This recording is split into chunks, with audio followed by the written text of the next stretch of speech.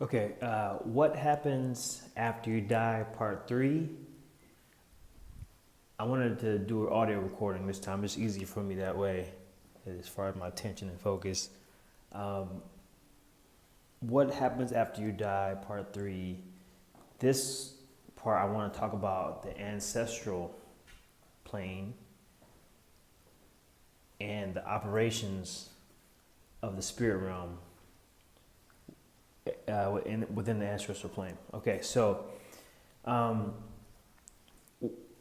on my Buffalo trip, I was coming back to Earth, and I was experiencing towards the last stage of my trip. Is this I was like on a plane? I feel like I was on a plane ride, just gliding back, landing back to Earth, and there were some my ancestors there towards the end communicating with me and showing me some things as I was kind of fading back into reality, to this present reality. And basically some of the things that I was seeing, and as I had to gather words over time to kind of be able to explain, was that there is kingdoms outside of our, of our physical realm, where our ancestors, a lot of our ancestors live. They create their own like tribes, kingdoms, and so forth. And what their main like purpose and mission is to keep the family lineages going. So what they do, and this is where I'm gonna get into, some more next topics is reincarnation. But what they do is they reincarnate inside the same family lines over and over again, just to make sure that they stay within their, stay on the family mission or their family karma, to make sure that the family stays on the right path. And they also operate like angels. So what we really think of as angels are really just our ancestors. A lot of them stay outside. They don't reincarnate simply because they have a mission outside of it to watch over certain people and make sure certain things happen, so that the family can continue to progress down the lineages. So some stay out permanently, and a select few volunteer to come back in to continue the mission of the family. So there are families that have done that, and that they reincarnate together sometimes to accomplish certain goals within the family lineages. So there's a lot of that activity that happened in the 80s, 90s, 70s, 80s, and 90s, and even 2000s, where a lot of people were incarnating to guide their families into the new world. So this is where we're at right now. We have a lot of there's a portal open, and a lot of reincarnated people that were here before, that actually haven't reincarnated in a long time, have come back to lead family lineages into the promised land, or the next stage of evolution or humanity. So at least one person out of every family is going to be kind of like Noah's Ark, going to be selected to go forward. I'm really getting into my podcast. I'm going to talk about my next podcast. Actually, I got to record that, but not to get off topic.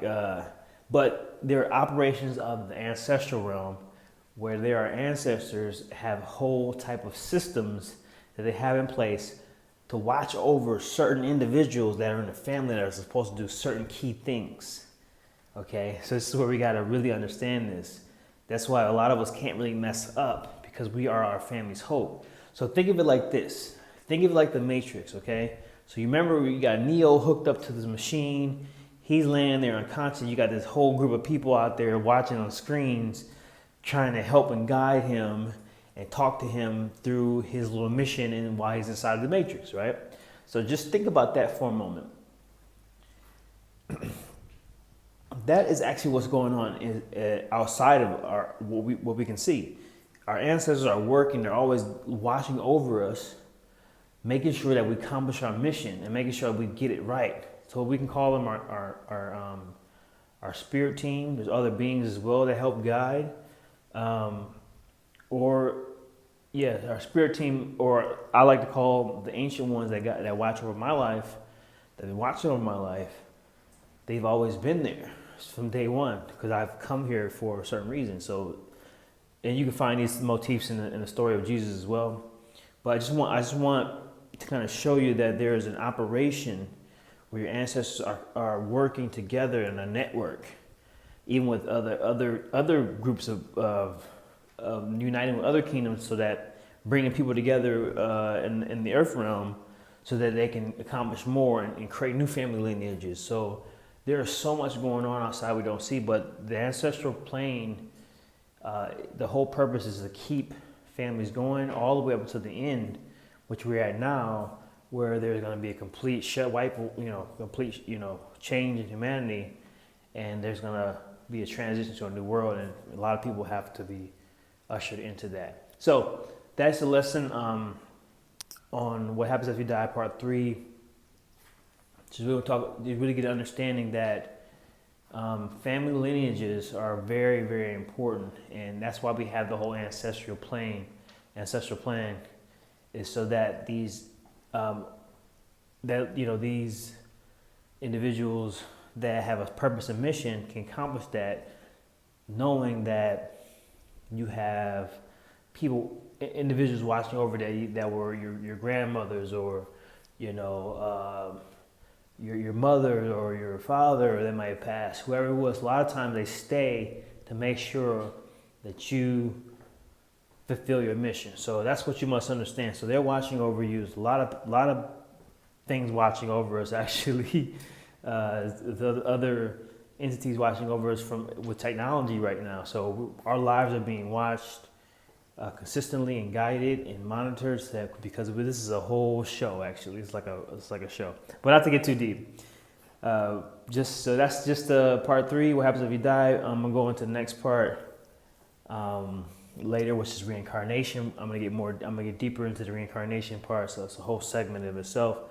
But just know that the reason why families stay together, a reason why a lot of times genetics stay, is because they're being manipulated by the spirit realm.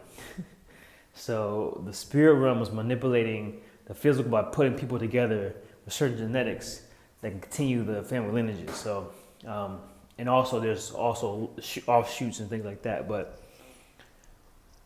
stay with me, the Black Hebrew Jesus show, as well as podcast, YouTube channel. So much come out. If you're spiritually enlightened by these messages, I'm gonna give ways for us to more touch base, and I can share more information. So stay tuned. Continue to follow me. My name is Kwame Selassie, and I'm the Black Hebrew Jesus. Thank you for tuning in. Y'all be blessed.